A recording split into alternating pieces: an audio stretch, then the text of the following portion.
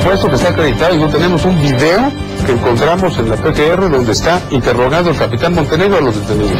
Regresamos al aire, Fernando José Antonio, brevemente para pasar a los otros asuntos. Entonces, sí, el famoso primer testigo, el Gori, el que estaba borracho, que no se pudo subir al avión, pero que declaró, según lo que nos contó el doctor Carpizo, que efectivamente iban por el Chapo Guzmán, los Arellano, y se confundieron con el cardenal. Así es, este hombre... ¿Qué pasa o cómo se explican los muertos en torno al Gori, sus familiares en los últimos años? Bueno, eso tendría distintas explicaciones, pero lo importante es que este señor, cuando fue localizado en tiempos del Grupo Interinstitucional, declaró ante el Ministerio Público Federal en los Estados Unidos, en la prisión donde se encuentra, que su primera declaración fue sacada por la fuerza, que lo llevaron a un lugar que ni siquiera era la Procuraduría y que no fueron los hechos de esa manera.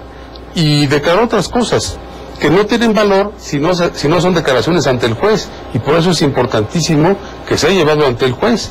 El señor refiere una historia diferente, y debo decir además que en Jalisco encontramos un peritaje que dice que este señor no disparó, y hay un peritaje con el que consignaron la averiguación y la responsabilidad de él, que dice que sí disparó. Está firmado por los mismos peritos y tiene la misma fecha. A ver, José Antonio Ortega, crimen de Estado, ¿y cómo sostienen eso? Primero, un crimen directo en contra de la persona del cardenal, y los primeros que lo sostuvieron fueron los discípulos del doctor Jorge Carpizo, el doctor Jorge Madrazo, entonces procurador, y el subprocurador José Luis Ramos Rivera, en donde ellos dicen: no hubo fuego cruzado, no hubo confusión en la persona, no hubo confusión en el carro, sino que el primer objetivo, después de la primera balacera, fue el carro del señor cardenal, y el señor cardenal recibe 14 impactos, su chofer 10 impactos, y el carro 56 impactos, a menos de 1 metro. AK-47 ya es incontrolable, dicen algunos, porque empiezas a disparar y no hay manera de pararlo.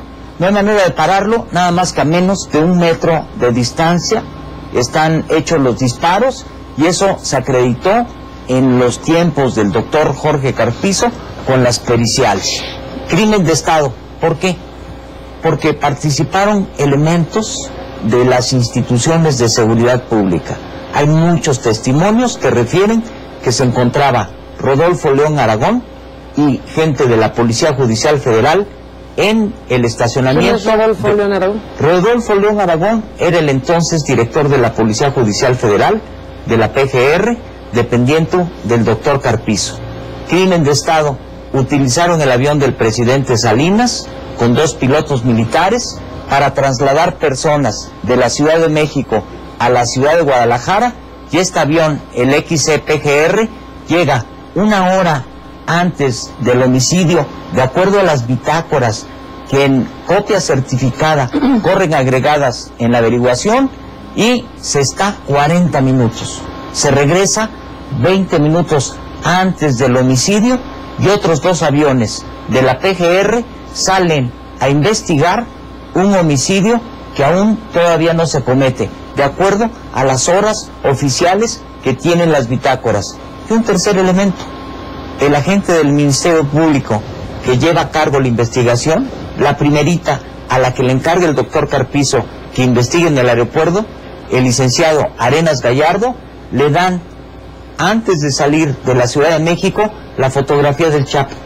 A mí me parece que solamente que el doctor Carpizo y la PGR hubieran tenido una bolita mágica para que en el mismo momento en el que se estaban dando los hechos, ya le hubieran dicho el Chapo Guzmán, y el señor ya llevaba una fotografía de este delincuente porque ya sabía que estaba participando. Entonces llega a investigar a la banda del Chapo Guzmán, evidentemente porque fueron convocadas por Rodolfo León Aragón, director de la Policía Judicial, y como ahora son los que extorsionan, los que exprimen a los narcotraficantes para que puedan operar impunemente y para que se dé un escenario de violencia como el que tenemos en este momento. El Chapo Guzmán es citado por Rodolfo León Aragón. El Chapo Guzmán es citado en el aeropuerto porque iba a viajar a Puerto Vallarta y le iban a presentar un alto funcionario. Eso lo dice el general Jesús Gutiérrez Rebollo, jefe de la 5ª Región Militar, en el momento del homicidio, y lo dice en declaración ministerial. La banda de los Arellano Félix se comunica a Rodolfo León Aragón con Ramón Arellano Félix la noche anterior al homicidio, lo cita, le habla el lunes, le precisa la hora, y cuando Ramón Arellano Félix, de acuerdo a las declaraciones del expediente, llega al aeropuerto, ve que está Rodolfo León Aragón, director de la Policía Judicial Federal, y muchos elementos con las famosas conchas, con armas largas, dice, me tendieron una trampa. Se suben al avión, y ya que están arriba del avión, el último es el Gori, del que hablabas hace un momento. A ese no lo dejan subir porque iba borracho. Entonces a ese lo detienen.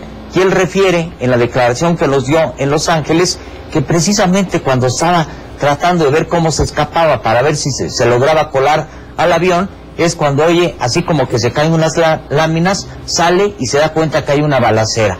Entonces, cuando la balacera se da, los Arellano Félix estaban arriba del avión. El Chapo iba llegando al aeropuerto, citado por León Aragón, y él va manejando el auto, se baja, abre la cajuela, saca una maletita, se regresa, le está dando las llaves al chofer, cuando de repente uno de sus pistoleros, Antonio Mendoza Cruz, que ve que empiezan a salir gentes, oye una voz que dice, ahí está, es él, es él. Y en ese momento se oyen los disparos. El MP le dice, ¿y ustedes repelieron la agresión? Y dice Antonio Mendoza Cruz, nunca nos dispararon a nosotros.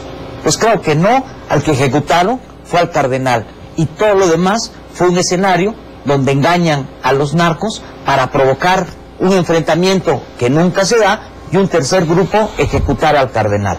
Vamos a una pausa, regresamos en esta tesis del crimen de Estado y por qué matar al cardenal Posada Socampo. Desde la pausa nos dan su versión. Gracias.